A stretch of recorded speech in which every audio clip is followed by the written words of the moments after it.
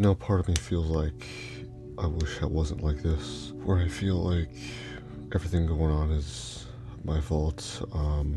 Ever since third grade, I developed a habit of saying sorry for things, for everything, even though it's stuff that I didn't even do myself. I would assume that anything that happened in the space where I was at was my fault.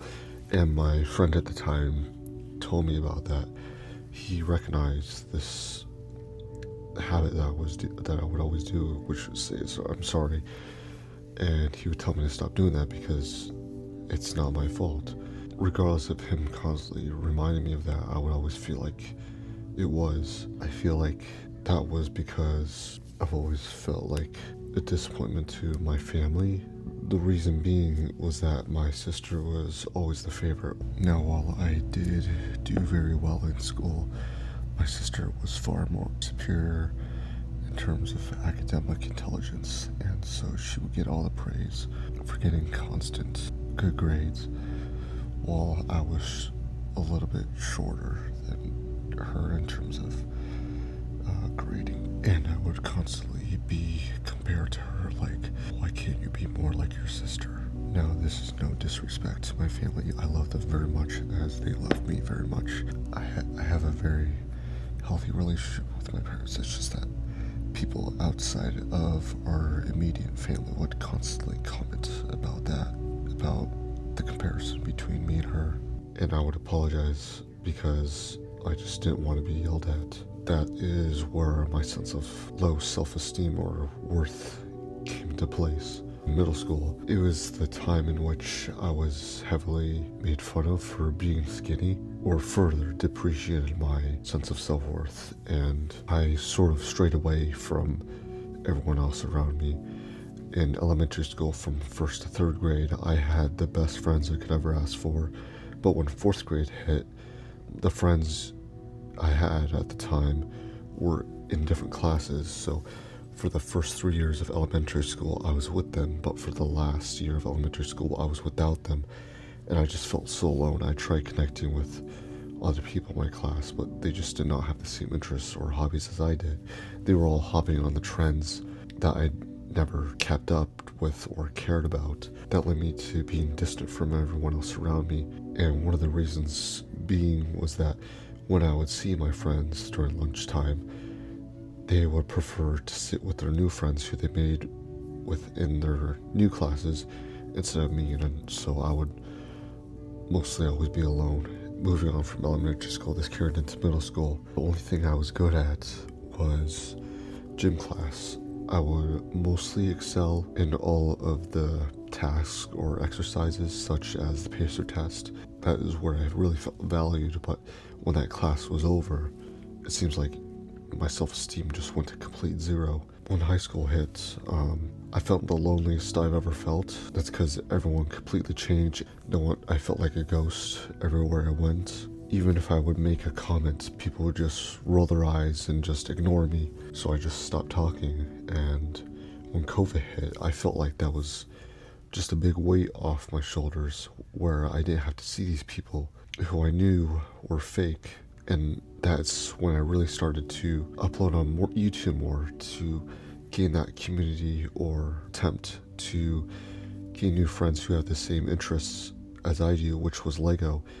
And that's why I created my own Discord server, so that I could connect with people who had the same interests as me. I became so addicted to being on there because I felt like they were my only friends, the only people I could connect to in my life, that I began taking time away from spending time with my family. And I didn't realize that until like a year later. But during that time of being on Discord, there was a lot of beef in my server. I somehow was intertwined in that whole drama, and someone who I thought was my friend completely switched up on me, even though I thought he was a trustworthy person. Really opened my eyes to the fact that the people you trust can hurt you the most, and not everyone is who they say they are. After that whole thing went down, I realized that I needed to leave Discord and leave the Lego community forever, at least for the time being, so I could focus on my mental health and just get my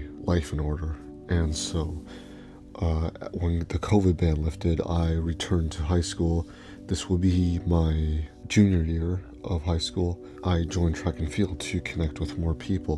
But even then, I didn't feel like I could connect with them because high school is a very egotistical place to be in. A lot of people strive so hard for popularity, and I gained some friends in there, but I realized that when the other teams would disguise their comments as disrespect towards me, I was never popular, so it was easy for me to be picked on. The people who I thought who were my friends would disrespect me as well. One of these friends I had, I even saw Spider-Verse with him opening day. We had the best experience ever watching that movie, but after that day, he just never talked to me whatsoever.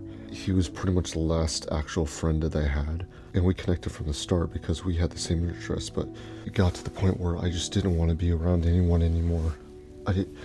I was trying so hard to stay away from toxicity, and that's where I found the weight room, which I would always go to before track and field practice. I would just let out my frustrations and anger that I kept inside in there, and that sounds corny, but it's what happened, and it felt like I was actually good at something for once. These people on my team realized that I've been hitting the gym more, and they took that as an opportunity to make fun of me even more.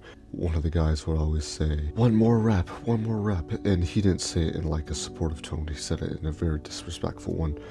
When prom sophomore year rolled around, I never wanted to go, but my sister encouraged me to go. That way I can like connect with more people, but I ended up just standing around doing nothing because no one cared to talk to me, and I tried to talk to people. And so the next year rolled around, which was my senior year. I didn't even bother attending prom. I saw all these people on Instagram posting their prom photos and having the time of their life while I was in the gym hitting triceps. I never felt more accomplished than that day, where everyone was just partying, drinking, sleeping around, smoking, while I was just working on myself. And that, I'm not saying I'm better than anyone else.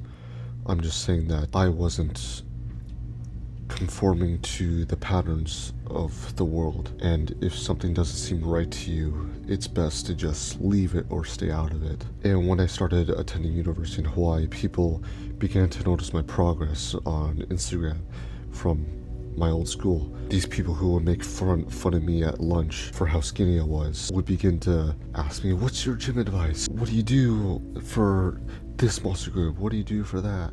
I wouldn't even bother replying to them.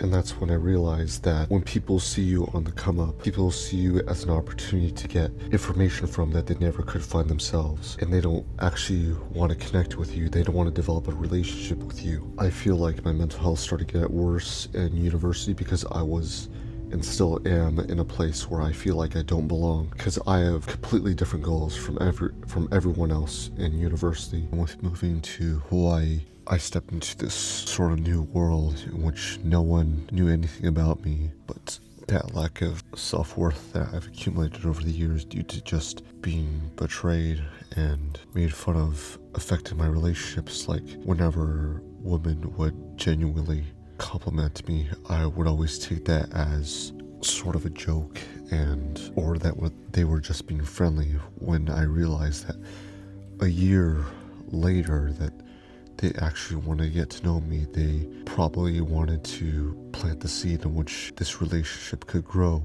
but I was just so oblivious to see that.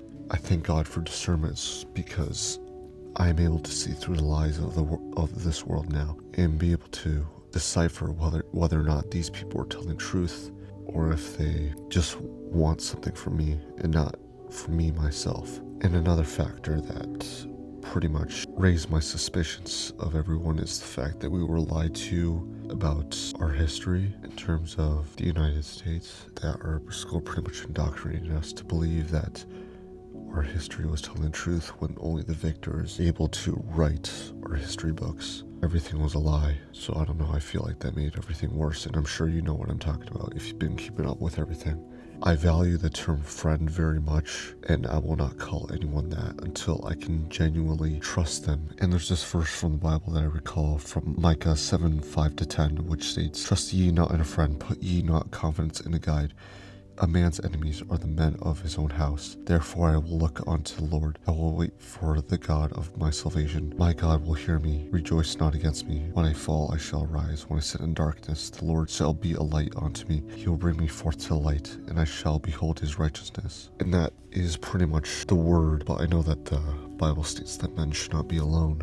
I still have a long journey ahead of me. I know that this is a means for me to bring myself closer to God. I know that he'll bring the right people into my life. When that time will be, I'm not sure, but there is always light at the end of the tunnel. I'm not perfect, but I try to be supportive, kind, and helpful to those who I meet to the best of my abilities, but it just gets to the point where it becomes tiring because those people who you try to support don't support you back. If your friends are jealous of your success, then they were never a friend of yours to begin with. Actual friends support you and your journey no matter what. I just haven't been able to experience that. And this pain that you're experiencing is temporary. Nothing lasts forever. But you must go through these trials and tribulations to become who you were always meant to be, who the Lord wants you to be. Yeah, everyone you meet is not your friend. You just have to learn how to decipher between the two and to distinguish the true intention in every person that you meet. And remember that everyone out there is not inherently evil. There are still a lot of people out there who are in the same boat as you are. It's just your job to go out there and meet those people, attempt to find them, so that you may build a lasting connection that could last for the rest of your life. I really hope this message resonated with you in some way, and if you stuck to all the way to the end, I really appreciate it. But I hope you did enjoy my TED Talk. Stay creative, stay safe, and God bless. We'll see you in the next one.